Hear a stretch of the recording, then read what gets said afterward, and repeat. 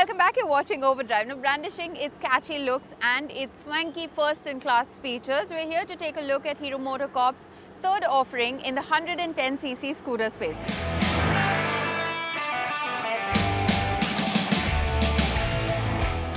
Now, for a manufacturer like Hero MotoCorp, out here in India, they are known to price their products, their two-wheeler products, very competitively in all the segments that they are part of. And the scooter that we have out here today for a short ride, well, this is the Xoom 110cc scooter, and this product doesn't shy away from that fact either. There are 3 trim variants that this scooter can be had in. The standard variant will cost you around 69,000 rupees, ex-showroom, and the top spec ZX variant, which is this one, this will set you back by around 78,000 rupees. Now, this scooter is meant to take on competition in the form of the Honda Dio and the TVS Jupiter 110cc scooters, and as you can see, well, it looks striking in design and it also packs a lot of first in its class features. But how does it fare out on the road, out in the real world? We have a short time to figure that out, so let's get right to it.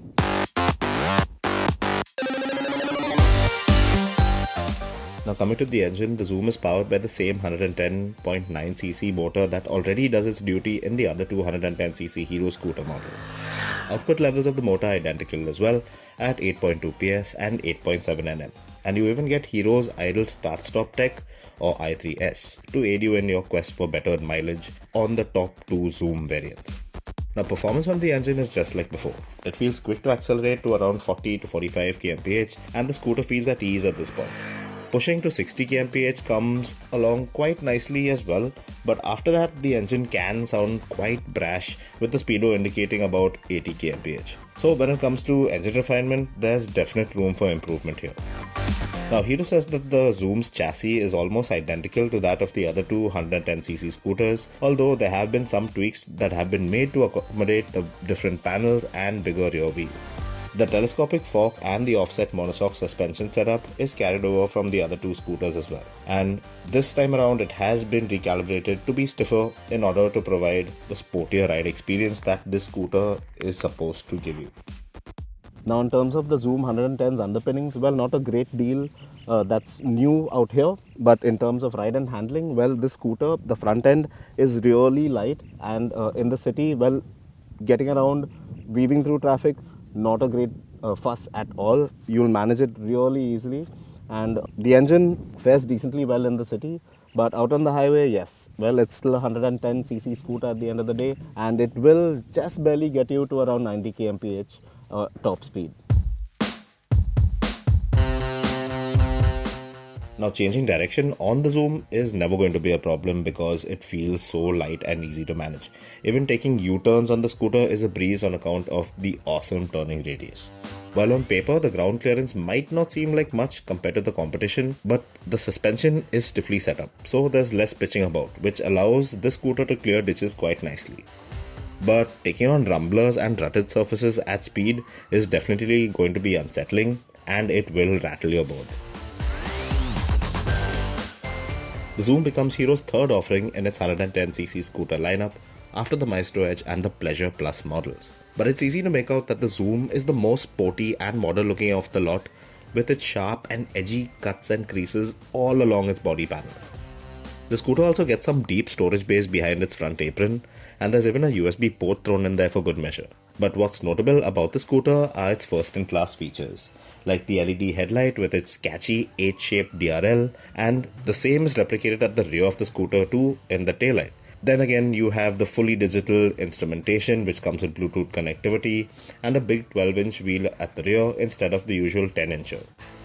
But the one feature that's bound to raise your eyebrow are its cornering lights. Yes, the Xoom scooter uses a gyroscope to detect lean angle and then illuminates the lights on either side of the scooter's apron accordingly.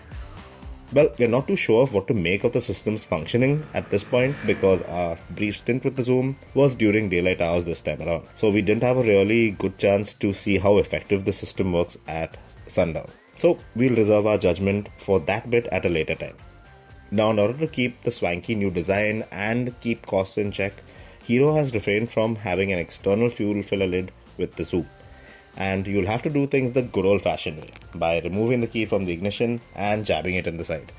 Although paint quality is alright for a scooter at this price point. Well, if I had to nitpick, I'd say that the level of fit and finish could be a little better as well. Now, the top spec variant is almost 8,000 cheaper than the top draw TVS Jupiter 110 and about 5,000 more costly than its direct rival, the Honda Dio. But with the Hero, you do get features like the i3S and cornering lights and, of course, that outstanding design. So yes, Hero is offering you a good looking scooter that's packed with features, and its overall attractiveness is only accentuated by its pricing. But when it comes down to functionality, there are some setbacks. For starters, footroom on offer here is at a premium for the rider, with storage space behind the front apron eating away at precious room. This leaves little or no space for you to place items between your feet in terms of bags, parcels of that sort, the stuff that you usually carry around in that space. But then again, I'm also not disappointed with the absence of an external fuel filler lid, but access to the underseat storage could have been simplified through the accommodation on the scooter's ignition. We'll definitely have to spend a lot more time with the Xoom to understand it better. With all that the scooter brings to the table in terms of the new tech that it gets and the big rear wheel, well, it is designed to be a sporty scooter that is aimed, or it is targeted at the younger audience, and yes, well, it certainly will appeal to that audience. But then in terms of functionality as a whole, well, this scooter does have its setbacks. It's time for us to take our final commercial break here on Overdrive, but coming up on the other side, we pit the Royal Enfield Hunter against the TVS Ronin.